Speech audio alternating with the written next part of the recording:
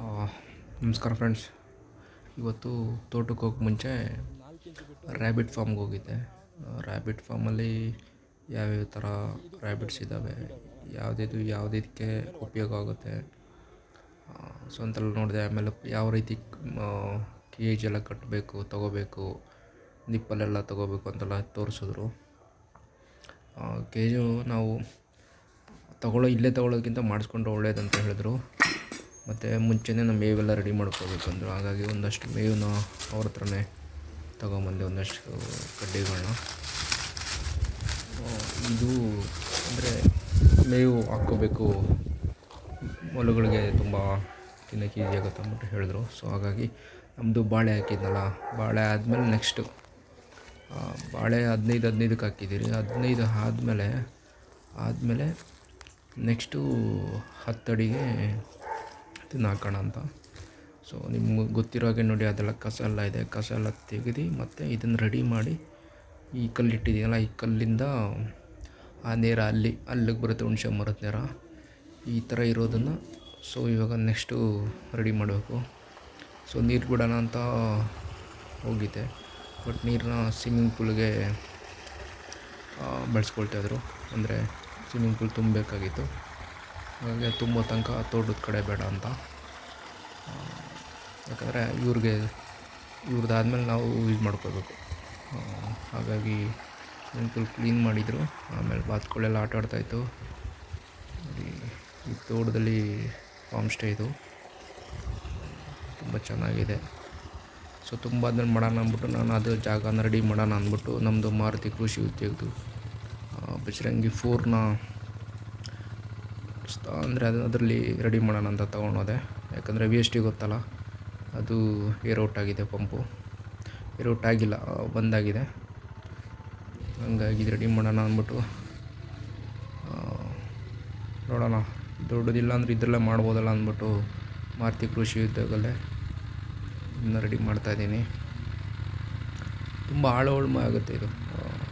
Rotary ಆದರೆ ಅಲ್ಲೇ ಮೇಲೆ ಕಿತ್ತಾಕ್ಬಿಡುತ್ತೆ, ಹುಲ್ಲಲ್ಲೇ ಬೀಳುತ್ತೆ. ಇದು ಈ ಥರ ಆಳು ಉಳ್ಮೆ ಮಾಡೋದ್ರಿಂದ ಬೇರೆಲ್ಲ ಕಿತ್ಕೊಂಬರುತ್ತೆ. ಕಿತ್ಕೊಂಡ್ಬಂದು ಗಿಡಗಳೆಲ್ಲ ಹಾಕೋಕ್ಕೆ ತುಂಬ ಚೆನ್ನಾಗಿರುತ್ತೆ, ಮಣ್ಣೆಲ್ಲ ಸಾಫ್ಟ್ ಆಗುತ್ತೆ.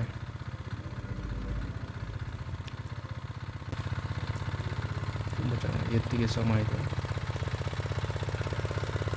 ಸೊ ಒಂದೆರಡು ಮೈ ಎಲ್ಲ ಹೊಡ್ಕೊಂಡಾದ್ಮೇಲೆ ಸತ್ತೆ ಈ ಥರ ಇರುತ್ತೆ. ಕಳೆಗಳೆಲ್ಲ ಎತ್ತಿ ಹಾಕಬೇಕು, ಬೇರೆ ಸಮೇತ ಕಿತ್ತಾಕ್ಬಿಟ್ರೆ ಮತ್ತೆ ಬರಲ್ಲ ಇದು. ಹಂಗಾಗಿ ಈ ಥರ ಎಲ್ಲ ಒಂದು 3-4 ಸರಿ ರೌಂಡ್ ನೋಡಿದಾದ್ಮೇಲೆ ಈ ಥರ ಆಯಿತು ನೆಡಬೇಕಂತ. ಆಮೇಲೆ ಕಡ್ಡಿಗಳನ್ನೆಲ್ಲ ಗ್ಯಾಪಲ್ಲಿ ಕಟ್ ಮಾಡ್ಕೊಂಡಿದ್ದೆ. ಕಡ್ಡಿಗಳನ್ನ ಇಷ್ಟು ಹಾಕ್ಬೇಕಂತ ಒಂದಷ್ಟು ಕಡ್ಡಿ ಕಟ್ ಮಾಡಾದ್ಮೇಲೆ ನೋಡಿ, ಅಲ್ಲಿ ಕಾಲುವೆ ರೆಡಿ ಮಾಡ್ಕೊಂಡಿದ್ದೀನಿ. ನೋಡಿ ಮುಂಚೆ ಹೇಗಿತ್ತು, ಇವಾಗ ಹೇಗಿದೆ. 2 ಆ ಕಡೆ ಮತ್ತು ಈ ಕಡೆ ನೆಡೋಣ ಅಂತ. ಮಧ್ಯದಲ್ಲಿ 3 ಅಡಿ ಗ್ಯಾಪು, ಅದನ್ನು ಕಾಲುವೆ ಥರ ಮಾಡ್ಕೊಳ್ತೀನಿ ಮುಂದಕ್ಕೆ. ಇವಾಗ 2 ಕಡೆ ನೆಡೋಣ ಅಂತ ಪ್ಲ್ಯಾನ್ ಮಾಡಿಕೊಂಡೆ. ಬಾಳೆಯಿಂದ ಕರೆಕ್ಟಾಗಿ 10 ಅಡಿಗೆ ಇದು, ಅಂದರೆ ಬಾಳೆ ಒಂದು ಬ್ಯಾಚ್ ಆದಮೇಲೆ ಇದು ಹಾಕಿದ್ದೀನಿ. ಇದಾದಮೇಲೆ ನೆಕ್ಸ್ಟ್ ಆ ಕಡೆಗೆ ಮತ್ತು ಕ್ಲೀನ್ ಮಾಡಿ ಬಾಳೆ ಏನು ಬೇಕೋ ಅದು ಮಾಡ್ಕೊಳ್ಳೋದು. ನೋಡಿ ಎಷ್ಟು ಕಳೆ ಬಂದಿದೆ. ಸ್ಟೆಪ್ ಬೈ ಸ್ಟೆಪ್ ಮಾಡೋಣ ಅಂತ ಪ್ಲ್ಯಾನ್ ಮಾಡಿದೆ.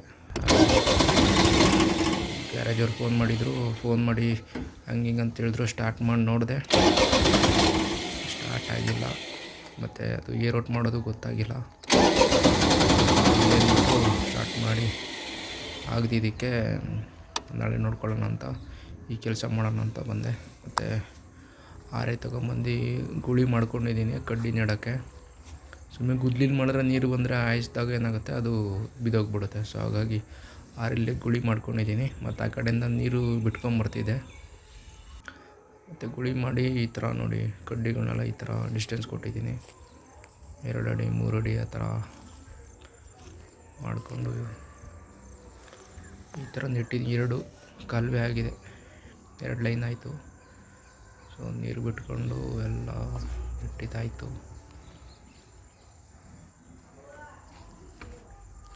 ಸೊ ಎಲ್ಲ ಫಿಕ್ಸ್ ಆಯಿತು ಚೆನ್ನಾಗಿ, ಯಾವುದೇ ತೊಂದರೆ ಆಗಿಲ್ಲ.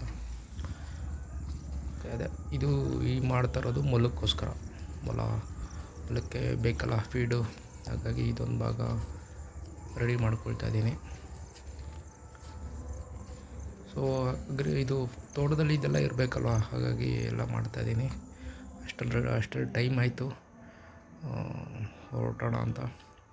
ಸೊ ಇದ್ರೆ ಕಮೆಂಟ್ಸ್ ಮಾಡಿ, ಲೈಕ್ ಮಾಡಿ, ಶೇರ್ ಮಾಡಿ, ಸಬ್ಸ್ಕ್ರೈಬ್ ಮಾಡಿ. Thank you for watching.